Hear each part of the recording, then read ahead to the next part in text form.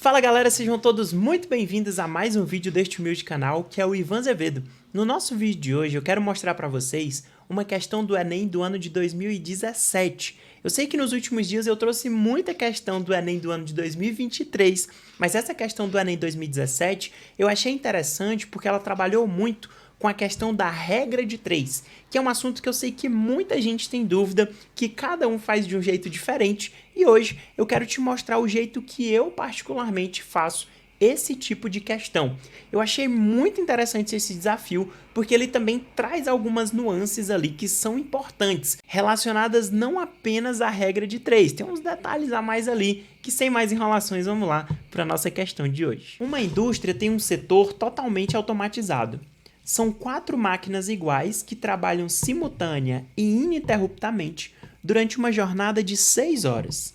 Após esse período, as máquinas são desligadas por 30 minutos para manutenção. Se alguma máquina precisar de mais manutenção, ficará parada até a próxima manutenção. Certo dia, era necessário que as 4 máquinas produzissem um total de 9.000 itens. O trabalho começou a ser feito às 8 horas. Durante uma jornada de 6 horas, produziram 6.000 itens. Mas na manutenção, observou-se que uma máquina precisava ficar parada. Quando o serviço foi finalizado, as 3 máquinas que continuaram operando passaram por uma nova manutenção, chamada manutenção de esgotamento. Em que horário começou a manutenção de esgotamento? Pessoal, nós temos nessa questão um desafio que envolve regra de 3. E não apenas regra de 3 ali pura e simples, mas uma regra de 3 que exige um raciocínio por parte do aluno. Em geral, quando você trabalha com questões de regra de 3, você trabalha com 2 situações distintas. E perceba que em uma primeira situação, nós tínhamos aqui o número de máquinas, que nessa primeira situação eram 4 máquinas. Nós temos também um total de horas que elas trabalharam, que nessa primeira situação foi um total de 6 horas. E depois nós temos também o total de itens que essas máquinas produziram nesse período. Se você observar aqui na questão, é falado que elas produziram nesse período aí 6.000 itens. Perceba que quando nós vamos agora para a nossa segunda situação, nós não vamos ter mais 4 máquinas, porque ele fala aí na questão que uma das máquinas precisou ficar parada. Então, ao invés de nós termos 4 máquinas, nós vamos ter apenas 3. Perceba que no total essa indústria ela quer produzir 9.000 itens. Então, nessa segunda situação, a gente vai ter que produzir os 3.000 itens que estão faltando. Já que na primeira situação já foram produzidos aí 6.000, na segunda nós teríamos 3.000 itens agora a serem produzidos. Perceba também que a gente não sabe quantas horas vai ser gasto aí para produzir essa quantidade, tendo em vista que agora nós temos apenas 3 máquinas. Agora, pessoal, vem a parte de fazer o cálculo utilizando regra de 3. Como que geralmente eu faço? Ó, eu venho aqui na minha coluna que tem o X e eu coloco uma setinha para baixo. E aí eu vou comparar essa coluna onde eu descrevi aqui as horas com as outras 2 colunas que nós temos.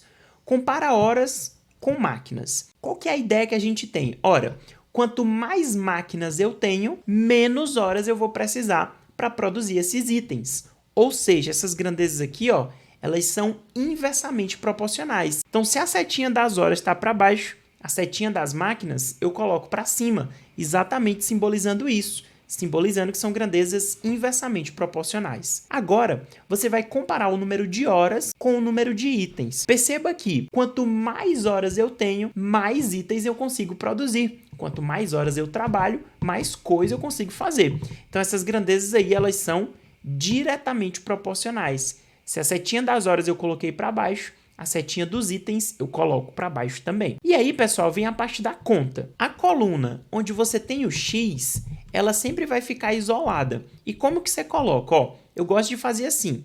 Eu pego sempre o número que está no início da setinha, que no caso é o 6, e divido pelo número que está no final da setinha, que no caso é o X. Isso daqui vai ser igual. A mesma ideia se aplica para os outros. Ó, na coluna máquinas, pego o que está no começo da setinha, que é o 3, e divide pelo que está no final da setinha, que é o 4. Multiplicado pelo que está no começo da setinha aqui, que é 6.000, dividido pelo que está no final da setinha aqui, que é 3.000. Agora, pessoal, você consegue fazer uma série de simplificações, ó. 1, 2, 3, 1, 2, 3, começar por esses zeros. Esse 3, você consegue mandar embora com esse 3. E agora eu acho que a gente já até simplificou bastante, né? Já dá até pra gente multiplicar cruzado, ó. Fica 6 vezes 4, que é 24.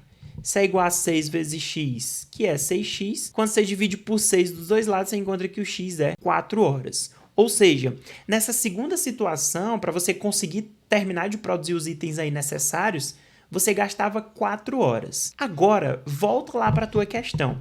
Essas máquinas elas começaram a trabalhar 8 horas da manhã. Aí fala que numa primeira jornada, elas ficaram trabalhando aí durante 6 horas. Ora, se elas começaram a trabalhar 8 da manhã, depois de 6 horas, isso daí quer dizer que já eram 14 horas. Depois desse período, elas sempre passam por um período ali de manutenção, que a questão fala pra gente que dura aí 30 minutos.